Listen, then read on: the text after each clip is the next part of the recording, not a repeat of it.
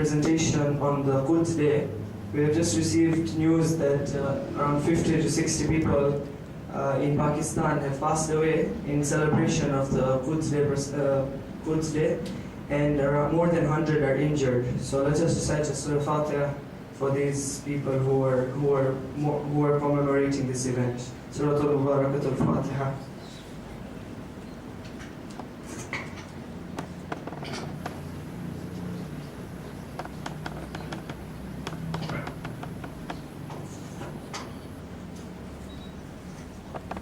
أعوذ بالله من الشيطان الرجيم بسم الله الرحمن الرحيم. We are all gathered here today to celebrate the day of Quds. Quds, the word Quds is translated literally as Jerusalem, but in this case it is also used to represent oppression.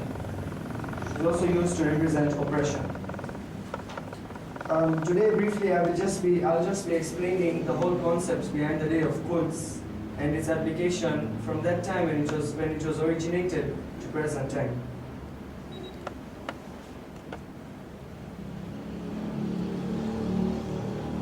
The International Day of Al-Quds is an annual event opposing Israel's control on Jerusalem. Anti-Zionist demonstrations are held on this day in some Muslim and Arab countries and by Muslim and Arab communities around the world, but especially in Iran, where the occasion was first suggested. It is held each year on the last Friday of Ramadan. Quds Day is not an Islamic religious holiday. It is in fact a political event which is open to both Muslims and non-Muslims alike, and thus observance of this day is not obligatory in Islam. The parade originated in Iran after the 1979 Islamic Revolution. The observance was suggested by Ayatollah Khomeini, who was then the supreme leader of Iran, in August of that year. He said, "I invite Muslims all over the globe to consecrate the last Friday of the holy month of Ramadan as Jerusalem Day or Quds Day, and to proclaim the international solidarity of Muslims in support of the legitimate rights of the Muslim people of Palestine."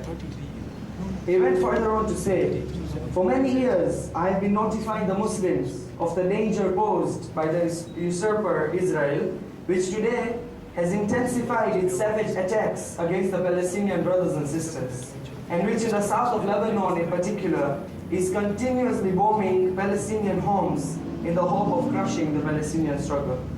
I ask all the Muslims of the world and the Muslim governments to join together to sever the hand of this usurper and its supporters.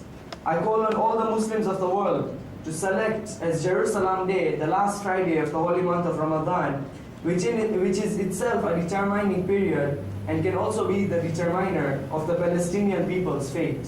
And through a ceremony demonstrating the solidarity of Muslims worldwide, announce their support for the legitimate rights of the Muslim people. I ask God Almighty for the victory of the Muslims over the infidels." Basically what Imam Khomeini was trying to tell us over here is that he calls on all the Muslims. It is time for all the Muslims to unite and show these Zionists, show these oppressors, America and Israel, that we are one. We are one and we are here to fight for our brothers in Palestine. And therefore, by showing this message, it does not only apply to Palestine, but we are actually showing them a message that we are against oppression to any Muslim anywhere in the whole world. And he said that it is the last Friday of Ramadan because he says Ramadan in itself is a determiner. In Ramadan, our futures are determined, our lives are determined, the day we will die, our forgiveness, our accounts, everything is determined. So he says, let's just make the last Friday a show of unity so that it can actually be a determining factor for these Palestinians over there. During recent years, it has spread amongst Muslims and non-Muslim countries, even the United States these days. Nowadays, participation is not limited to Arabs or Muslims, but some non-Muslims also participate, including anti-Zionist Orthodox Jews. After the victory of the Islamic Revolution in Iran, Imam Khomeini looked towards the Muslim community at large, encompassing every Muslim across the globe in his calls for a Muslim awakening. The focal point through which he called for Muslim unity was by rallying Muslims of all schools. You have to note over here, it's not a particular school in the Muslim Ummah. Muslims of all schools around the fate of Al-Quds. And Al-Quds, that is Masjid al-Aqsa, okay, the first of the two Qiblas, which was the direction of prayer, and the third most sacred place, the third most sacred sanctuary for the Muslims. So he was actually calling on Muslims based on this focal point. Because Masjid al-Aqsa is not only important to the Shias, it's important to all the Muslims all around the world. While Arab nationalists had fought Israel under the banner of pan-Arabism in the years preceding the victory of the Islamic Revolution, before the Islamic Revolution, Arabs had been fighting with Israel, but that was not to do with the Muslim thing. It was for the Arab interest. One defeat after another brought the Arabs and the general Muslim morale to a low, because they kept losing every time. The morale of the Muslims, the morale of the Arabs was really low. Then at that time, neither was Palestine liberated, nor were the Arab countries safe from future aggression. But with the Islamic revolution of Iran, there came a certain sense of hope that there will be a revival for something better, that something will transcend beyond the bounds of nationality and ethnicity, beyond everything, be it whatever race of Muslims, whatever color, whatever it is. There is certain hope that now after the Islamic revolution of Iran, now something will come up. And this something was familiar by name, but forgotten in essence, the religion of Islam. It was no longer an Arab-Israeli conflict then. It now became a fight. It now became a conflict which was a Muslim-Israeli conflict. After the call for the Day of Quds, it was now a Muslim-Israeli conflict on one level, but on another level, it is also branded as an oppressed versus oppressor struggle on a universal level. It is said, Imam Khomeini also said, Al-Quds Day is an international day, and not a day that is only related to Jerusalem. Rather, it is a day in which the oppressed confront the arrogant oppressors.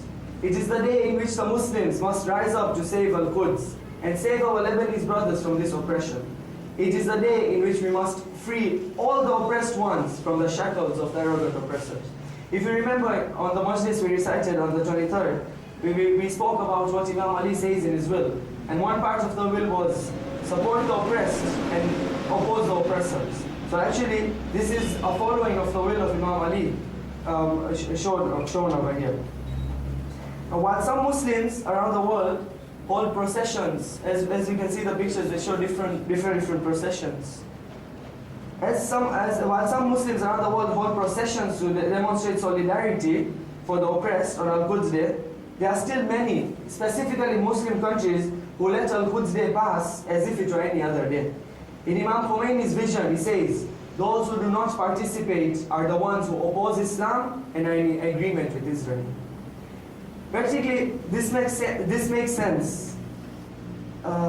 Before we go to the application to us, let us just look at a brief history. As you can see over here, from 1946 to 2010, this shows how Israel has slowly put its control over Palestine.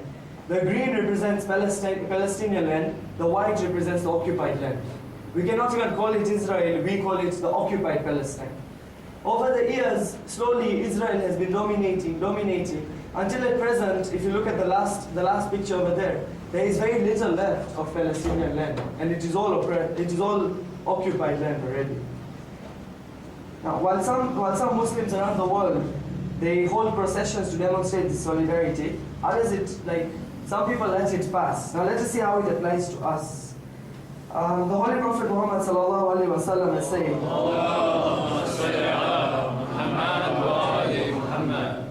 he has said that if one amongst you sees an evil being committed, then he or she should change it with his or her hand. And if he or she cannot change it with his or her hand, then he should change it with his or her tongue. And if he cannot, then with her heart. And that is the weakest of faith. If an opportunity to denounce evil comes up and a person does not attempt to participate in denouncing it in any way, shape or form, then it seems clear that such a person is in opposition to Islam. Participating in Quds Day may mean different things for different people, depending on their circumstances.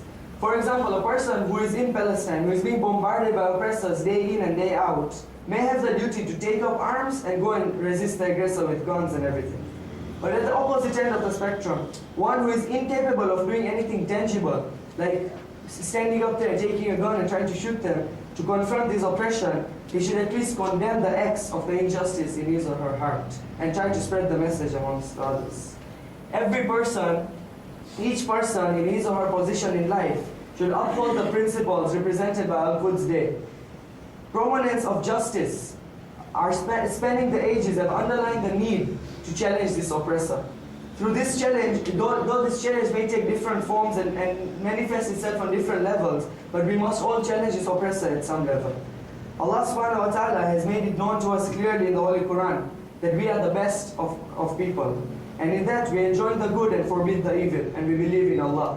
Once we deviate from these virtues of enjoining the good and forbidding the evil, then however we are no longer the best of people. As being referred to in the verse, we are the best of people evolved for mankind, enjoining what is right, forbidding what is wrong, and believing in Allah subhanahu wa ta'ala. If only the people of the book had faith, it were best for them. Amongst them are some who have faith, but most of them are perverted transgressors. In Surah 3, verse 110.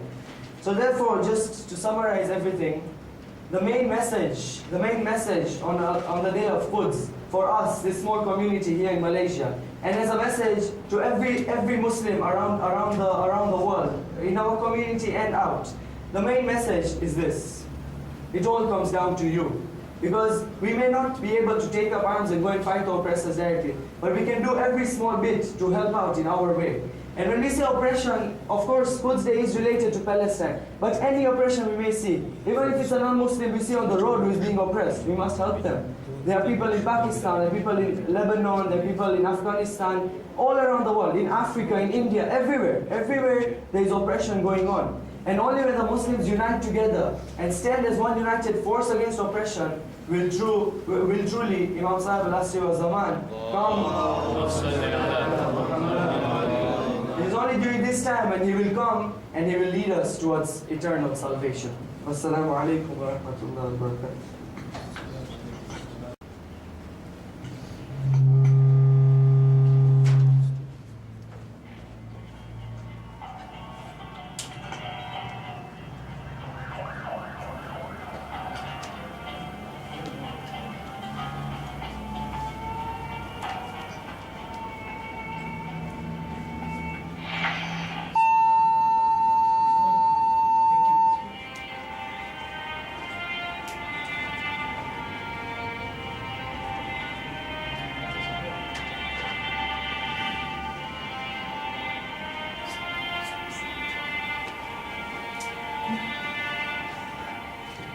Sound upstairs. You should put the mic right.